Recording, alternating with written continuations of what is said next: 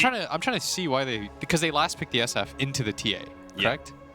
And that, I mean, like, having such a matchup like that, especially against someone who is so prolific from the mid lane position as mid one is, this isn't like some slouches that they're facing up against. This isn't somebody that Sumail can just outscale and be like, I'm the king, I can do whatever I want. This is mid one we're talking about. Yeah, I saw a year ago, it was like Sumail, I mean, you guys can go find the match history if you want. It was like Sumail played against me and Gunnar in a pub, and he was SF, and Gunnar counterpicked him TA, and he solo killed him like 3 times. Oof. So, like, I mean, Sumail won the matchup, but obviously mid one is... and that was also a different Gunnar. Yeah. But Sumail won that matchup. That was, like, about a year ago, around this time, I think. Like, in June. So, like, June 16th So that was last before year. Gunnar was really making his move. But he was still, like, a top 100 player. Yeah, he was... And Sumail just dumpstered him. Yeah. But I do like Secret's draft a lot more, personally. I think Why is EG that? has to win the mid game, in my opinion. Okay. Because I think what it comes down to for me when top teams play against each other is how the team fights will go. Eventually, you will have to get into a team fight. If the laning phase isn't really one-sided, which it might be just for Secret with the way if like the TA really stomps the SF or anything like that, it means that if I look at Secret's lineup and if I look at EG's lineup objectively, I see a lineup that once people get BKBs, Secret's lineup, there's nothing that stops that on EG's side. Like, what does EG have? So then you need to get to a point where you need a Hex on SF or something like that, or Hex on Puck to be able to start fights easy. Yeah. Like, otherwise, really, your only stun is like Coil or Pango ult, right? Which I think has like, it has any sort of like high wind-up time stun like that is very ineffective against BKBs. Yes. Like, you can get Blink Dagger, but at the end of the day, if like you're still not able to start the fight as soon as you want it. Yeah. Right. And Puppy's even here to make a matchup which I think is very TA favored, even more TA favored. Yeah. But Sumail, off the bat, I mean, having 3 CS here I think is really quite good, considering you have like half of her attack damage. Yeah, if the I'm base honest here. damage difference at the start is pretty bad. He went, he did go raises first. Yeah. And that's probably why, right? Otherwise, you shouldn't get that CS against mid one. And I think the reason why you do it is because you don't want to get denied by the TA anyways, because you would stay level 1 after the first wave. Right. You're not doing anything with your mana because you have no kill opportunity, I think, on the TA. Yeah. So what you want to do is you want to pressure her in the lane because when her refract is only like level 1 or 2, you can get quite aggressive and just keep right-click chipping her while she's trying to CS. Because essentially right now she's a melee hero. Yeah.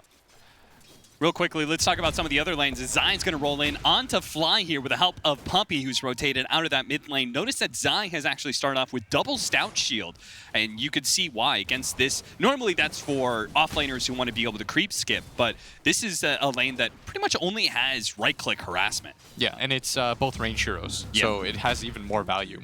I think for EG anyways, they have to... Oh, and mid one is quite low when we look over.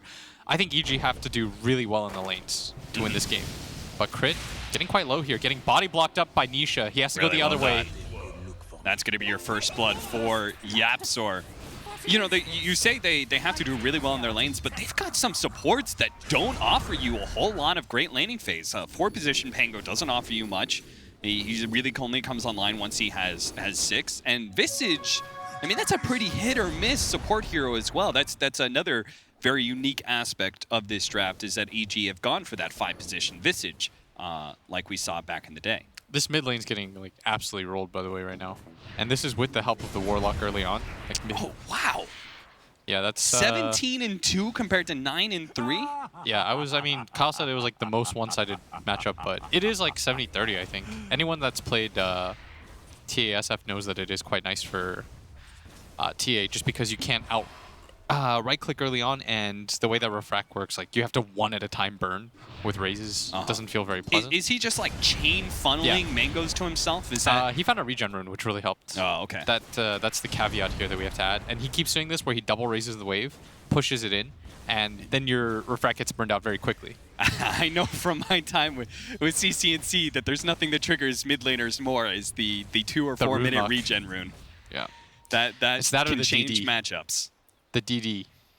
The DD one? Haste and Invis is like CCC, whatever. He always complained about the regen to me. Oh, really? He's like, the regen just changes the matchup. I mean, what does CCNC not get bothered by, if I'm honest? That's true. He I gets like triggered Quinn, a lot. but If there's something that'll mildly perturb him, he'll let you know about it. What do you think about Earth Spirit as a core? I think it's really interesting. We used to see it a lot with Weehaw, and part of it is it's a core that comes with its own team fight. And so, like this hero, it doesn't scale excellently, but like in terms of the mid-game fights, and I think that's why they picked it against this like Drow lineup, where you have to have a hero that can just like fight in the mid-game. I think it's very effective, and it helps that I think Zai. I don't think he's the best player on Secret, but I think he might be the most valuable because of what he brings to the table. It's like, oh yeah, sure, you used to be a 4-position player, so just Earth Spirited up. Okay. And if you ask him about it, like half the heroes Puppy picks him, he's like, well, I haven't played it in a while, but I just kind of do it. Really? Yeah. That's pretty interesting. It's just I'd say he's like one of the more naturally skilled players in Dota because of his ability to do that as Roll it, nice kick. It's going to be able to nail too, and he picks up the bounty rune. If they can get a kill off of it, it'd be great, but unfortunately Crit is here, and that's going to make this matchup a little bit more lopsided. He loses his life, even if he does pick up the bounty runes. 3 out of 4, I believe, went to Secret there. EG just pick up, or haven't picked it up yet, but it is sitting there. Yeah, so we talked about how when it comes to like the late game and BKBs are active and stuff like that, I do favor Secret's lineup, and so you need to win laning phase if you're EG. And when it comes to CS right now, they're doing very well for themselves. Yeah, they've won all 3 lanes quite handedly too when it comes to CS.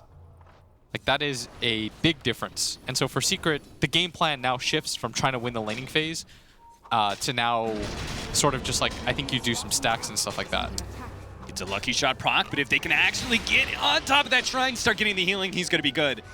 Crit, just not bringing enough damage to the table with the Visage as well. Both of them can be kind of low damage supports, so... He is going to probably just suicide, right? Yeah, there's no way he can get out of this one as he is 20 mana away from the next swashbuckle. Tossed over into the round of Tier 2 tower and takes a shot. He did force a rotation out of YapzOr, though, leaving Nisha alone with S4 top. You know what my favorite thing about YapzOr and Rubik is the Fade Bolt KS. Yes. He's the king of it. Yes. He will always take that last hit. He wants that, like, his build is sort of unique, right? Where he goes for the very fast dual scepter. Oh, good one. He does have traps available, and he's going to get real low, but YapzOr does come here to defend out. And Crit with some nice rotations early on. The move to go to the bottom lane into the mid lane. Yeah. I think helping his team sort of right the ship a little bit. You could see the effectiveness of the Pango against the TA. I guess as a support position, you've got a great way to burn through refraction charges, right? It totals up to 6. If you get the swashbuckle through the hero, that's 5 different hits. So your refraction just gets burned out almost immediately. Mid one was good enough, though, to be able to get back. It doesn't actually get punished for that. For EG, I think the way that you want to essentially move this next is to put Crit mid, allow him to soak up XP, and try to get his 6 relatively early on so that you have a hero that can effectively match the pace of the Earth Spirit at the same time. And you want to get that, I think, before Puppy hits 6 himself, which now with the 2 tomes upgrade makes it so that your 5 position doesn't just completely get screwed. Oh, that's right. Do you think that's where we're going to be heading? Is it the 4 and 5 position, get both the tomes? We get our supports, both of them, to level 6 guaranteed? Or do you think there's going to be any core shenanigans with that? I think with Warlock especially, you want the 6 online as soon as possible. Yeah. Like high impact 5 positions that have like these really long ult cooldowns, like Lion, Warlock. I think you want to get these going as fast as possible. Because you want your first run through of it to not have to matter as much. Because when you hit the mid game, like 16, 17 minutes, you just hit level 6, it means that your ulti usage has to be a lot more careful. Whereas if you use it at level 10, realistically speaking, like all that is tempo. Right. And you don't feel so bad for having failed an attempt with it. Right. Whereas the it's like the Juggernaut who like picks up his level 6 and immediately tries to kill the offlaner with it. Like you might as well use it, put it on cooldown. Why not? If it fails, whatever. Yeah. If it works, fantastic for you. You've upgraded your laning phase a little bit as Zai with his level 6. Just gonna take him out here with the stones. You achieve harm. I think you're actually the perfect person to talk to about Earth Spirit Core, just because really the only real notable instance of Core Earth Spirit was, as you said, the Weehaw mid. I can't actually remember a whole lot of Core Earth Spirits outside of him. I mean, Weehaw's just obsessed with weird things. How did the team feel about it? I mean, the thing about Weehaw is, like, you just kind of had to let him do his thing. There's just some players that I think are really unique in that regard, where you just sort of have to trust them as top. Oh, Got this him. time around, S4, he'd been pretty careful with all of his orb usage, but that time he tries to go for CS right as they initiate on him. That was the timing of that was really well done by Secret. There's not a whole lot that S4 can do. That's one of those plays where you just like give them a hand, you know, like well done. I almost want to see that again just to see if they actually, like, if they knew he was going to orb, like he set up, you know, because how you sometimes telegraph that, right? You hit the range creep once or twice, you hit this other creep a couple of times. You can know I think so. when the I Lenas think are going they to know. throw the offensive Dragon Slave, or in this case, the puck with the orb. Oh, Nisha. Oh, Sumail making an early rotation, almost burst down Nisha, but Nisha will be able to waveform away, and Yapzor, who stole Swashbuckle, was able to get out as well. And Sumail gonna go for the Yule Scepter pretty early on. I mean, he's had a really good game. He's 700 net worth up as the X-Men They Dark are gonna Phoenix show it. replay. Okay, here we go. Oh, I'm sorry. That was Nisha's Yaps. orb. Yeah, that was Nisha's orb. Yeah, that's Nisha's Oh orb. god, that's gonna be really confusing. I just realized we have Morphling and Rubik on the same team, so there's gonna be potentially 3 of the same ability, and we're gonna have to figure out which is which. Orb on orb on orb. So that was just straight up a good silence from the stolen Nisha. Puck, Zai, gonna be caught here, silenced up for a little while. Oh, Damage to nice. get the coil to interrupt the roll out. Did you get coil stolen? And does get it stolen, so Yapzor is gonna Roll be ready it to go up, with that one. boys. Crit's just gonna roll it up here onto the Warlock, and they're gonna burst him down. Crit is immediately looking for the next target. That's gonna be Yapzor, who still has that coil, but doesn't really have a good way to get out of this one. Throws the coil on to fly underneath the tier 1 tower, but triple kill for S4. This is an S4 puck, boys. You do not want to give him the kind of head start. This is a TI winning hero for him. Yeah, and this is the kind of pace that they have to set with their lineup. Oh, Zai's just going to go for it here. He's not even going to wait for the rest of his allies to TP in. They're slowly going to trickle in now, but he's already got the He's just damage dead. over time. Fly's going to go down here. They're going to try and pick up S4 as well, but the long cooldown there of the TP just means that Nisha couldn't be there in time to clean up extra kills, so they trade out a 3 for a 5. That can't feel good. Yeah, but you protected the tower, which I think is more important. Like, people shouldn't, I think, really like think about heroes like, at least in like the first like 12 minutes of the game. Really, the towers matter the most. Yeah. Because that'll open up farm for everybody. So Zai dying there, it does suck because you're trading, but if you think about it in terms of you're able to slow down a mid-game pace lineup, like that's the objective here, right? The bigger thing for Secret is to defend their mid tower. Like I think you just sit your Warlock with his level 6 behind this tower and just wait for an opportunity to rock because he's got it right now. The smoke up Watch him onto drop the it. TA. Crit is going to be able to bounce back and forth. The Dream Coil, actually, the Warlock Golem slowing him up for a second. But he still managed to get the chainstone onto the TA. Big ultimate let loose by Sumail. Almost finished up Zai as he gets Yule Scepter. A second raise. All he needs is the right clicks now to be able to finish him off. That is Evil Geniuses taking on 3 of Secret. They all fall. They're going to try and push this mid-tier 1 tower. And I'll add one more thing that we didn't actually see on camera. Secret accidentally doubled smoked for that one. I saw the poof, poof. Yeah. Just a little bit sloppy. That's, I mean, they knew the move was coming. You saw everybody abandon the bottom tower. You just naturally assume with that. I think they probably thought they had enough with the Warlock ults. But if you look at it here, they just don't have the damage. Yeah, especially with mid 1 being the one that's gone on first and controlled up the most. And I guess both those supports have great ways to burn through Refraction. You've got Swashbuckle, which is either 4 or 5 hits, depending on how you go use it. And then you've got the Visage Familiars, which are obviously just going to burn through it super fast as well. This is definitely going to be a tougher game for mid 1 as the Templar Assassin, especially since he didn't get that big win out of the laning phase. Yeah, I think what Secret's going to do is they're just going to throw bodies at the mid lane and try to keep Nisha's game as clean as possible. Yeah. Get him a BKB early on as Sumail, and he's got the Yule Scepter. He'll break it himself. Crit's going to roll on in here. Hitting Zion first, trying to hit him again. He's going to try and roll back in. Does manage to clip the TA, but not enough to stop this damage, and gets Rolling Thunder stolen by Yapzor. That is something you're going to have to be real careful. That was his coil too, right? That he laid out to kill Sumail. So they take the top tower. They're playing opposite end of the map, as they should, I think, just move away from here. Like, just let Nisha do his own thing.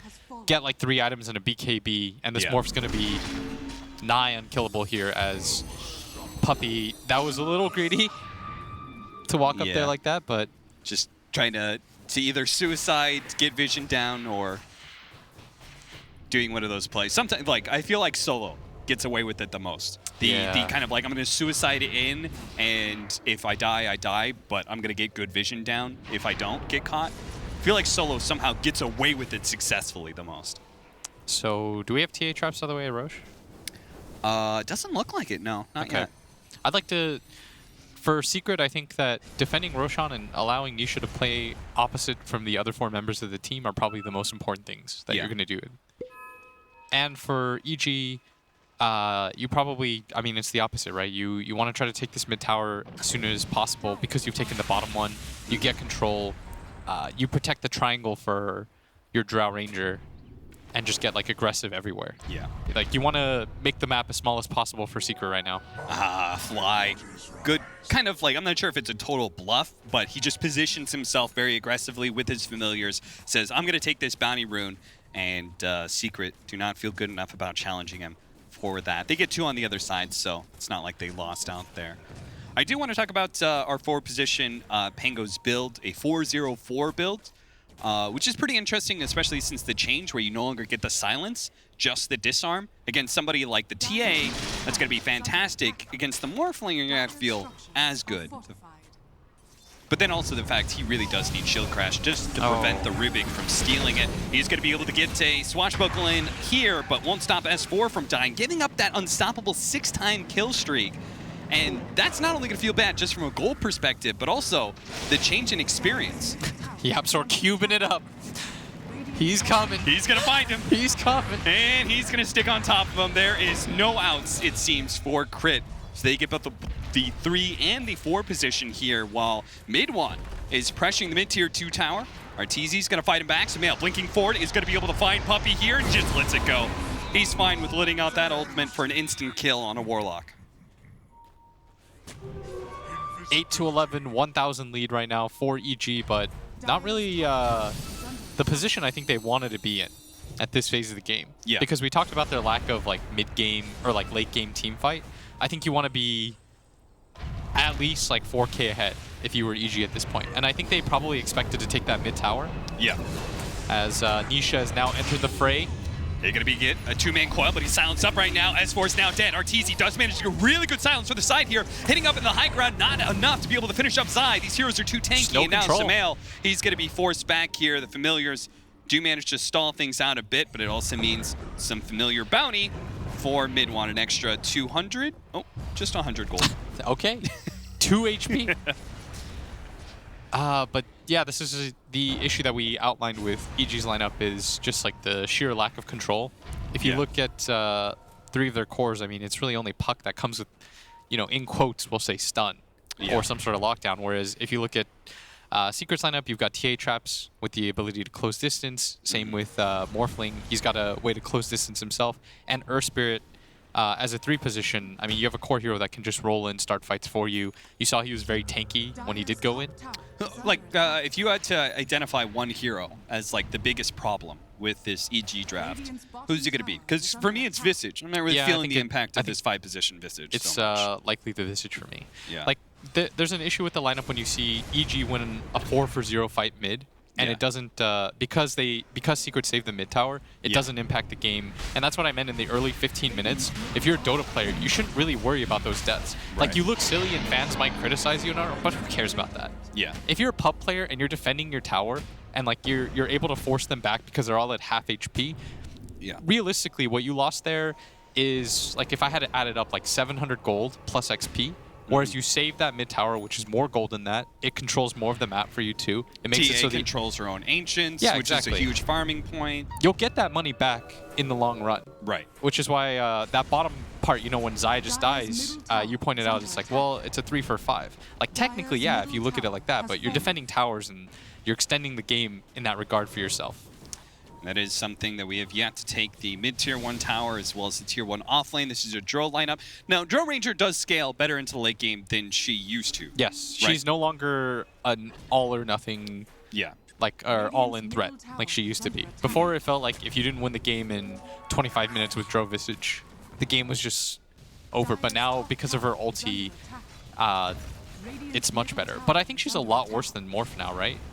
Or a lot worse versus Morph? Well, I would argue that Morph is actually one of the heroes that she because of the remains armor. very relevant. Yeah. Because you can build armor against it, but Morph what would have to go, Morphling like, is AC. building armor? You know, what Morphling is like, all right, guys, I'm going to get an Assault Cuirass on my Morphling. You know? The silence out. Pango is going to be able to get to the other side of the river. Maybe Fly won't be as lucky as he's going to get rolled on by Zai. Pops his ultimate, silenced up, but he's got a Blade Mail, so the Drow Ranger really can't turn and fight that Earth Spirit, who's just going to run down Fly eventually here. Fly even turning around, knowing that it's all over for him. 11-11, but it definitely feels like Secret have full control of this game as we approach the 20-minute marker. And Zai understands his job to initiate fights, pop Blade Mail. Yeah. Very easy. Just like he did it at bottom lane to defend the tower, right? It's like... Oh, Zai picked up the rune. Pops his Blade Mail, is returning a lot of damage onto S4. Mid one coming in, trying to follow up on that with his BKB now activated. Sumail actually gets the kill on Puppey. Yapzor rolling through S4, is able to get a kill there. And crit. The cube looks so funny to me. Yeah. It's just like a Rubik's Cube of death. I gotta say, I feel very strongly about this. Oh. Yule Scepter. And he's still got his ultimate too. Refraction just faded out. They do manage to get on top of him still. Mid one is dead, and now Yapzor, who's stolen SF's ultimate, does manage to force staff himself onto low ground. Crit's gonna pursue, doesn't manage to get the lucky shot slow here. But where can Yapzor really go to escape from this one? He's gonna have to juke his way through the trees and find a TP point. That's just not possible with Sumail hot on his tail. There is something to be said. EG don't have the objectives that they wanted, but if they do manage to, they've remained relevant in net worth. Yeah, I don't think Nisha had TP, because he just had 2 sent to him. And if he has a TP there, and he TPs onto the Shrine with the Aegis and Manta, like, I am pretty sure he just kills everyone. You can stop Sumail from being able to pop his ulti. You most likely save your TA in that situation too, but... Yeah. So we're just going to take a look at the replay real fast. I look at the refraction, just like wears out just as he goes back down. But it didn't even matter, just because all those instances of damage just burn through it so quickly. It's almost like their draft like over focuses on TA in some way. I mean, like if they lose, it'll be easier to say like, oh, your draft is too fixated on the hero. We'll see. I think, what would you give the odds right now? Without loading up the thingy. I would say 60-40 In to the favor of Secret? Secret. Yeah. I'd probably say it's like, I'd say similar. If I'm being like absolutely exact, I'd say like 65-35. Yeah. Load it up. I think I feel maybe just a little bit more positive about Drow late game. Oh, they actually think that EG is gonna win. Oh, really? So It's they're actually 53-47. saying it's like a 51-49 matchup. Interesting. Maybe, I mean, I don't know. We'll have to see how... Like, it has surprised me how good Drow Ranger is late game, but I still have to imagine, like, TA, Morphling, you're probably going to outcarry, but we'll see. And just RTG setting it up here. There are BKBs now. Like that's what mid one decided to go for. Yeah. So they're gonna run in. They do drop have the the rock. Morphling They now. are going to be able to get on top of this Pango, but don't let him get off that Rolling Thunder. They will not. Yapzor. They're probably throws him gonna go up for in the air. 2. They finish him off. And that is one thing. Like every single time Secrets won a team fight, I feel like they've converted it into an objective afterwards. And more importantly, like they brought Nisha along. Yeah. And I think he's strong enough to fight at this point. Plus, when mid one committed, we talked about how important BKB was going to be on the side of Secret. Like once mid one commits to that BKB early on, I think you want to take advantage of that. Pushing up into the high ground already. Mid one's just, all right, I'm going in. S4 is going to be able to get the coil. 2-man silence immediately taken off by the Manta from Nisha, as well as the BKB from mid one. It'll allow them to retreat relatively easily. Looks Puppey's like they're going to have to leave ditched. their captain behind, Captain Puppey. Hide. Maybe there's a corner here. It's undiscovered territory, man. My favorite is when, you know, there's always like 2 types of players there. It's the captains that just die. You know, they just stop moving. I've never seen Kuroki ever lead anybody on a hot pursuit. Yeah. You know, whereas He's like, just like a... Puppey and I think Insania as well, for example, like they'll fight to the end. They're throwing spells behind them. Curl's They're like, finding this tree isn't lights. worth the mental, like the taxation on my overall mental game here. I'm just going to accept it and start calling strategy. I love those. Just like some players will fight to the death and some you just like, oh, this is a very nice smoke opportunity here. Oh, they actually catch both these heroes. It's going to be massive. They need to be able to spot mid-1 here. So Refraction's going to get burned through. The Rolling Thunder managed to bounce back into him. Nails Puppy to finish him off as well. But Yapster has stolen the Rolling Thunder and is off to chase some heroes of his own. Unfortunately, couldn't get through that tree, but will be able to bounce back. A beautiful hit on both S4 as well as Crit. They're going to be able to grab up Fly as well. It starts off with 2 kills, but in the end, Evil Geniuses are the one who lose out on the fight. How were they able to take that so confidently in what could have been a 3 versus 5? Draw Ranger wasn't there, but they didn't know that. Because now the Morph, when he knows there's no threats, I mean, Nisha just goes in. He doesn't care. Nisha Morphling is very, very scary. Yeah. And, I mean, he's been relatively untouched. What are game. the threats to Morphling? Are there any threats in this game to him? Yeah, I think, for example, like the heroes that would annoy him are if Pango can get on top of him and they can burst immediately. Right. They'd have to do it real quick. They'd have to layer the silences. So like Dro would have to silence first or something like that, and then when he pops his man to the puck, then has the follow-up, and then they hit him in the air. I mean, it's like a very specific way to have to do things as Arteezy. In trouble. Is going to go for the TP out, but there's a long-range telekinesis from Yapzor. That was a real weird position for him to be in, too. No real help coming his way. Yeah. As we see again, mid-1 also popped the refraction right before the SF ulti too.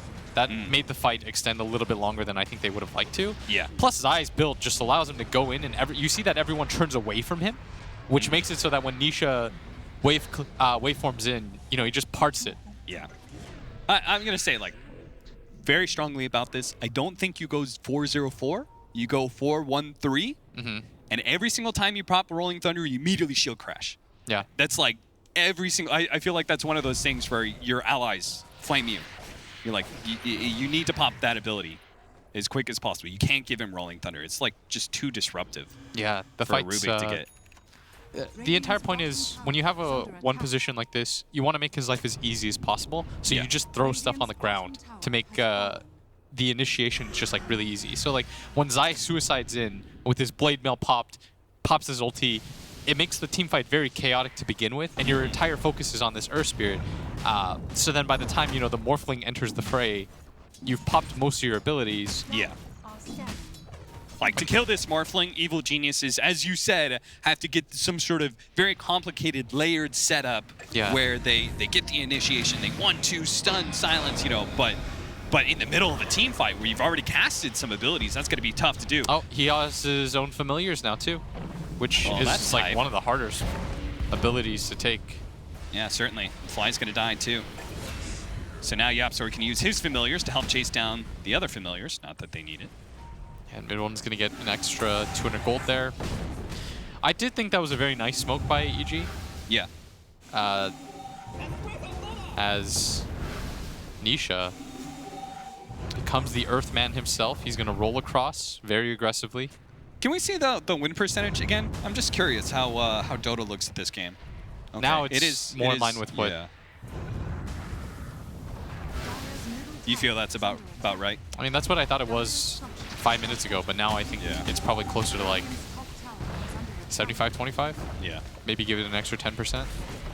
Shots out immediately. Manta's off the first silence. Like, No he's pop got follow. E-Blade. Once he gets like E-Blade Scotty, like realistically, he's the scariest hero in the game, and he does the most damage. Yeah. Even if they layer silences or something like that, he's still got his self E-Blade option. I could see a way where they do layer that and they get a kill, but at some point he's going to realize that he needs a BKB, and that makes him like absolute, as he just rolls back and forth. They're going to get the Rolling Thunder out from Crit. Immediately shield crashes. No steal here. The Golem's going to be able to slow down. Evil Geniuses are TC standing and fighting with Zai. Immediately goes for the back line. BKB, they are going to get off the ultimate here. While Crit managed to keep these heroes locked down for a long time with a mid-1 BKB, means that he can turn and fight. Really great control. I mean, Earth Spirit did what he could to go over to the back line. Looks like we're going to see Puppy eventually die here. And that was Nisha going in very aggressively. Like I said, he's going to find out in one fight that he needs BKB.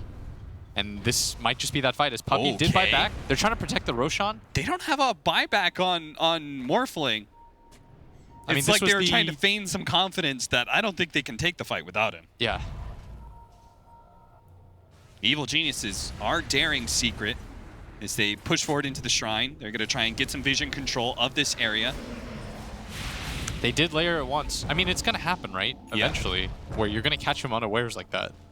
I mean, Zai went to that back line and just like was controlling so much attention from the Drow Ranger, from the SF, that I was a bit surprised that that they were able to get that Nisha kill in the first place. But yeah, because of that mistake now too, you're going to give up this Aegis with the cheese, and this resets a lot of the game. Puppy bought back to try to deter them, but it wasn't even up yet, and without the Morphling available. Like, Secret has fought 3 times without the Morph, and they've lost all 3 times. I still think, like, yeah, now he has the BKB queued up. Yeah. Because in this game before, it's like this really weird thing in Dota. You know, hold that thought as EG's waiting on top of this high ground here. Zai's going to jump in onto Sumail. Actually lands onto the SF. He pops his BKB, picks up the bounty rune. S4 in the back line. Look at that Dream Coil. Locking down the 4 of them. There's going to be the BKB activated, but they're wasting so much time trying to kill S4. Meanwhile, Chris is controlling up everybody right now. Yapzor, the last shot to the high ground, is going to be able to find him for the ultra kill. He wants on Sumail, and now the silent slowdown onto mid-1, who no longer has his BKB. What a setup from S4 with just a beautiful initiation that made the team fight for Evil Geniuses so damn easy. Ooh. And they stacked up for the raises as well, and now EG are just... I mean, that was a really nice team fight. They baited on top of the high ground. They didn't even...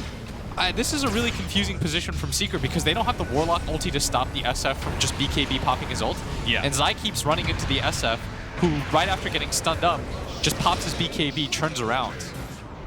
Mid-1 popping his BKB and trying to chase down S4 means his magic immunity timing had no impact on the team fight whatsoever. Yeah, now they're just in it.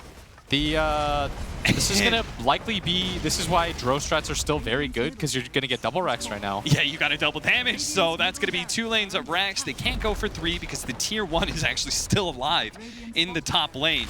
Yeah, I'm not sure... That not anymore, though. They sort of rushed that engagement. Considering, like, EG, they just sat on top of the high ground. They had Aegis Cheese, plus you had no Warlock ulti to begin with. It wasn't even like you were fighting at your shrine. You took the fight up into the high ground like that. Yeah. And, I mean, the adjustment I think that Zai has to make is you have to stop rolling in on the SF. Now you have to be almost like... You were super fearless at the start, but now you need to be a little bit more careful with what team fights you take. Yeah, now that BKBs are up, you have to be a little bit more careful about how you take those. Like, because in the past, he could just go in and SF has to like pop Yules offensively or defensively. He's got Blade Mail. It doesn't matter. Yeah. But now it becomes an issue where, you know, he just goes in and dies in 2 seconds. Mid-1 now has a nullifier. So now they have a way of jumping on top of Sumail with the roll if they get the instant commitment from mid-1 at the same time. Then they can blow him up.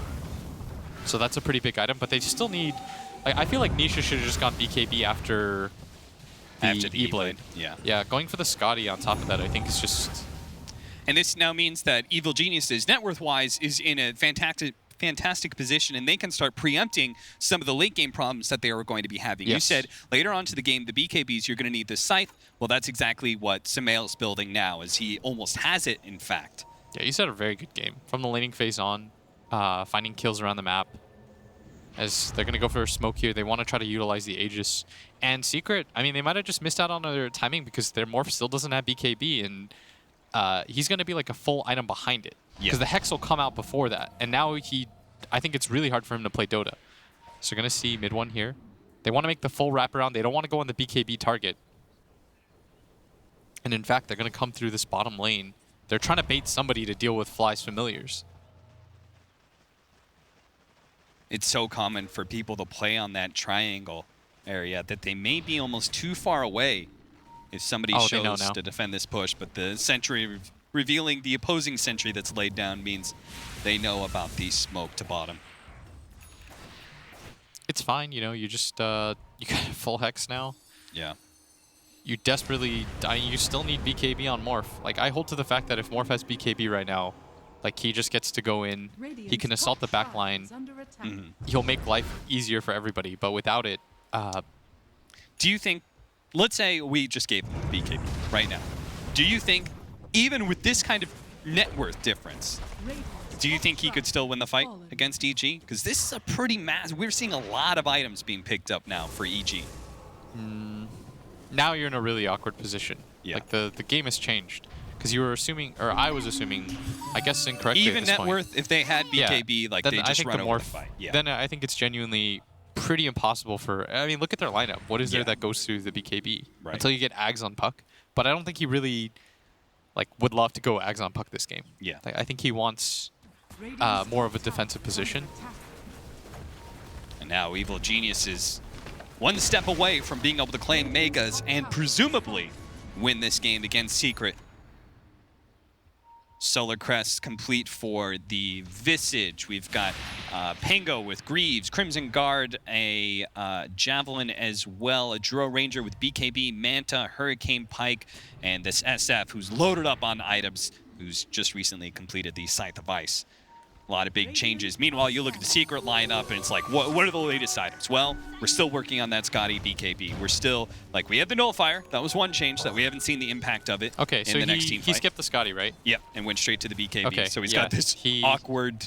It doesn't matter, because I think Nisha, if they lose this game, will be kicking himself. Yeah. And saying to himself, like, that was so silly. I played it too greedy. Yeah. I tried to... Let me say, every core player loves delaying BKB as long as they can. Yeah, From yeah. personal experience, Yeah. if you can get BKB like 6th item, Uh-huh. you're rolling in it. Yeah. It's a very tough thing to do. If I can do the 75-minute, 10-second BKB, ooh, yeah. It's not even that. It's like there's just something that I think everybody dislikes about having to get that item for whatever reason. It's not a cool item. It's a game-winning item. You know those like gyrocopters that go like drums BKB?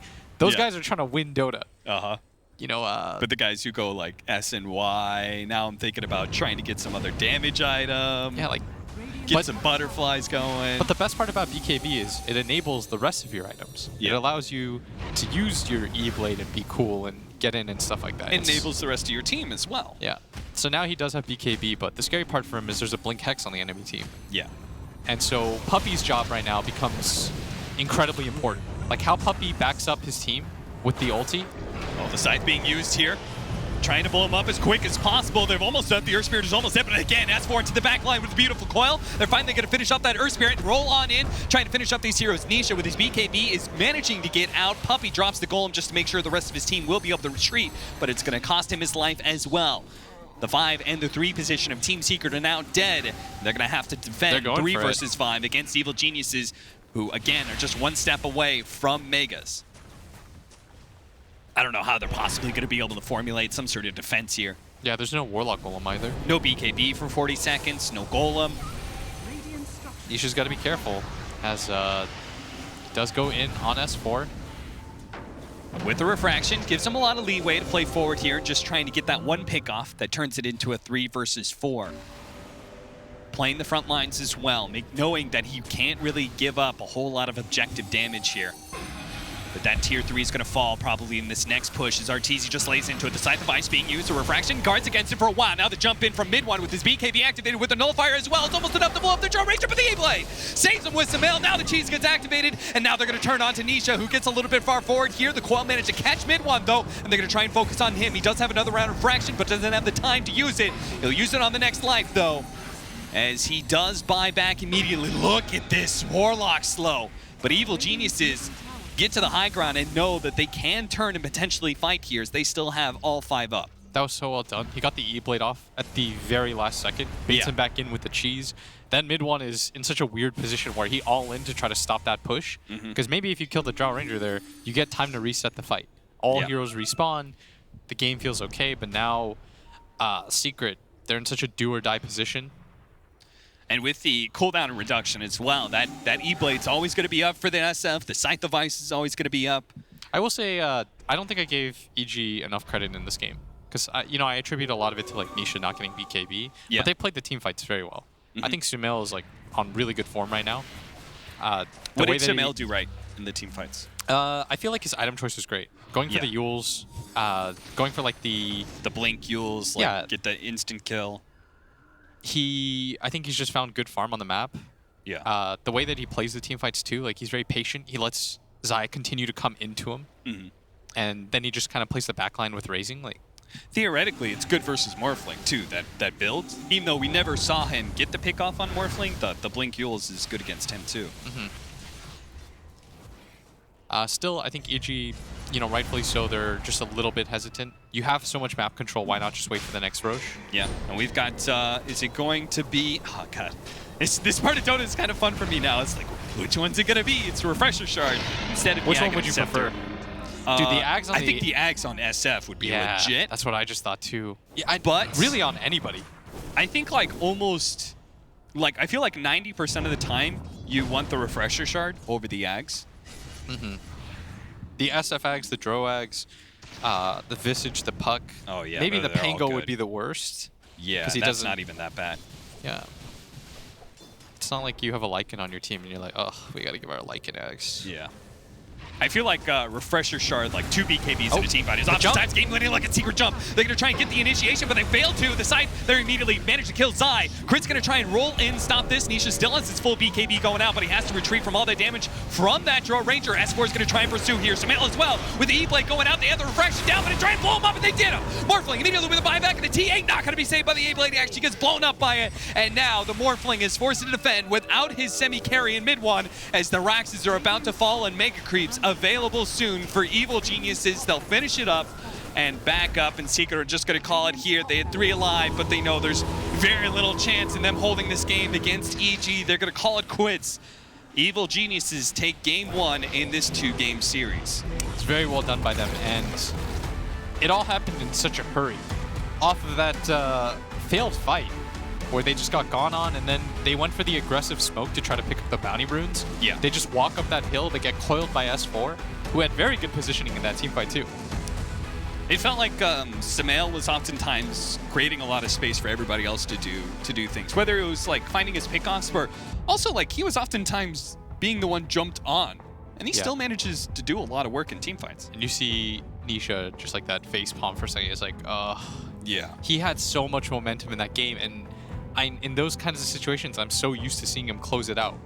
Yes. That was like a rare misstep, I feel like, for him, but you learn from it.